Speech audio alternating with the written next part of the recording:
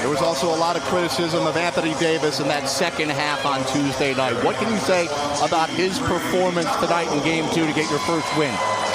We don't give a shit about criticism about AD. We don't care. Nothing bothers us. Nothing. AD doesn't care. That wasn't the question, but okay. Team chemistry plus 50, I guess. So I'm disappointed by the end result of that game. I wanted so desperately to talk shit. But that luxury has been taken away from me by a Mr. LeBron Ramon James. He was highly clutch in the fourth quarter.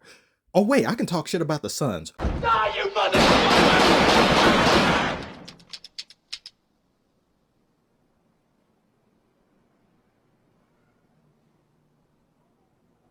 That fourth quarter was so ugly. Vogel made a successful challenge and they said, Phoenix basketball. And a shudder went down my spine. You mean Alaskan basketball? Because it was cold as hell out there. I damn near got frostbite watching the end of that fourth quarter. Ugly basketball. Hey, let's just give the ball to Durant because we can't shoot worth a damn. Why they have KD out there with a team full of stormtroopers?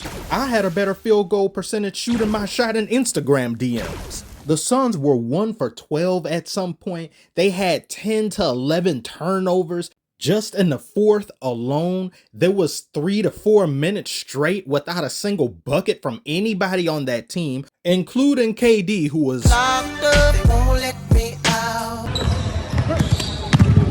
he was getting double teamed left and right.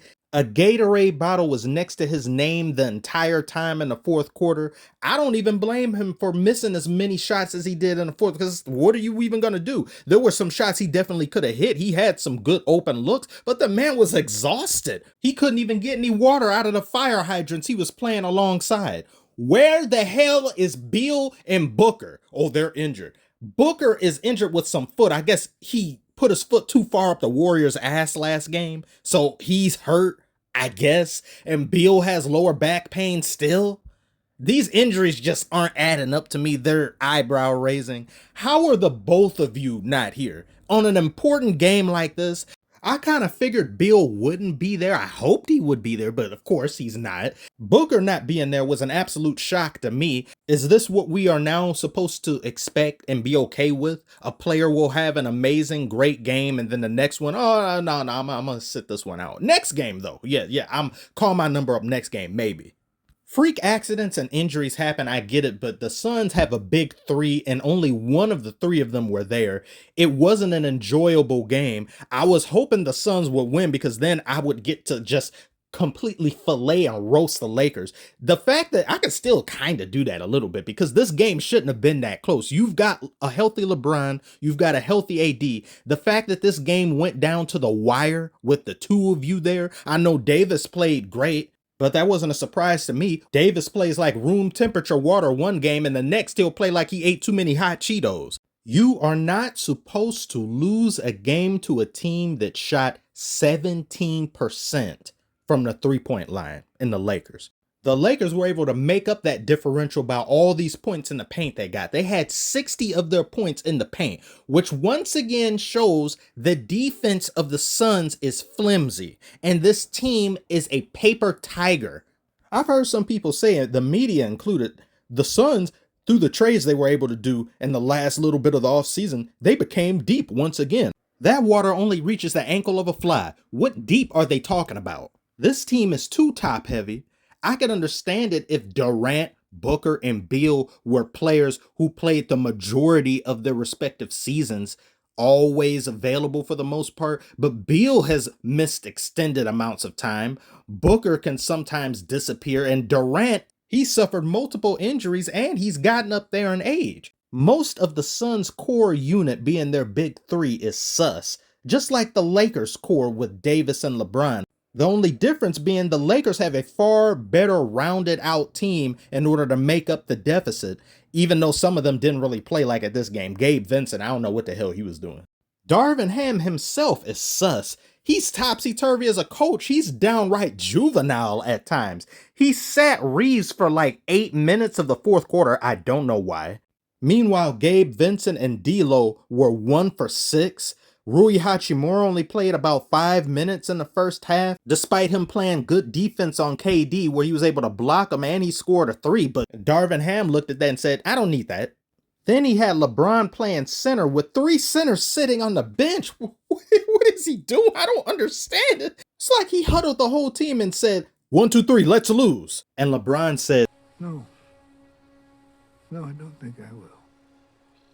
and LeBron in a postgame said, I had to think outside the box. And no, you didn't. It's the same thing it's always been with the Lakers. LeBron does everything. He's the main driver of the offense. Through him is where everything runs through. And that's it. He has to get Davis involved. Davis, most of the points that he had scored, I believe in the fourth, were assisted or created because of a LeBron being there, setting him up.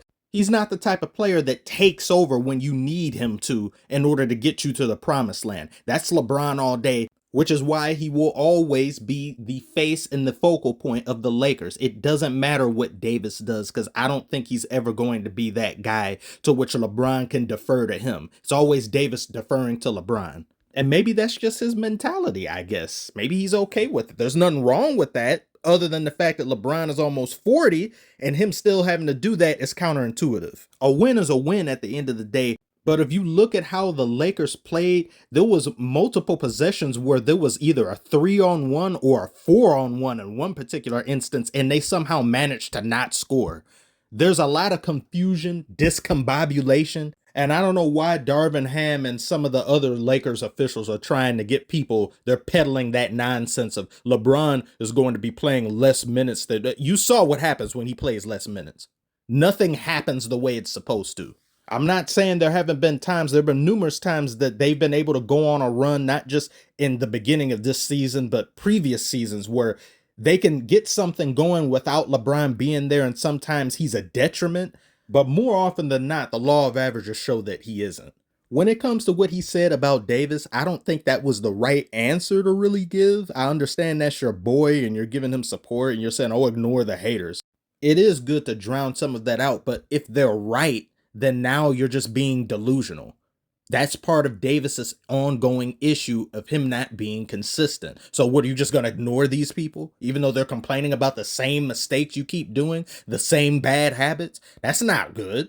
If I ever seem like I'm too hard on some of the players, it's mostly, most of them anyway, it comes from a place of just frustration and disappointment because I see how talented Davis is. I see how physically gifted he is.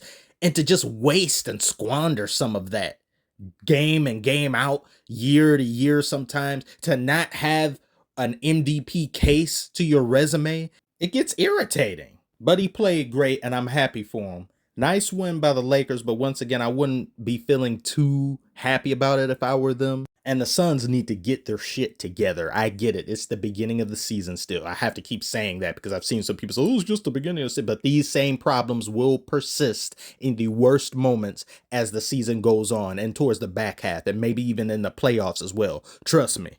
One doesn't just flip a switch and all of these problems disappear. Oh, it's playoff mode. I can just, no, you can't do that. So tell me what you guys think about this game below. I'm very disappointed and dismayed that Beal and Booker didn't play. We've got a couple more matchups with the Suns and the Lakers. Hopefully we get to see all teams healthy and assembled facing one another. But despite my disappointment, this was a pretty solid game all around. So thank you so much for watching. Like, comment, subscribe if you're new. Thank you so much, and I shall see you on the next one.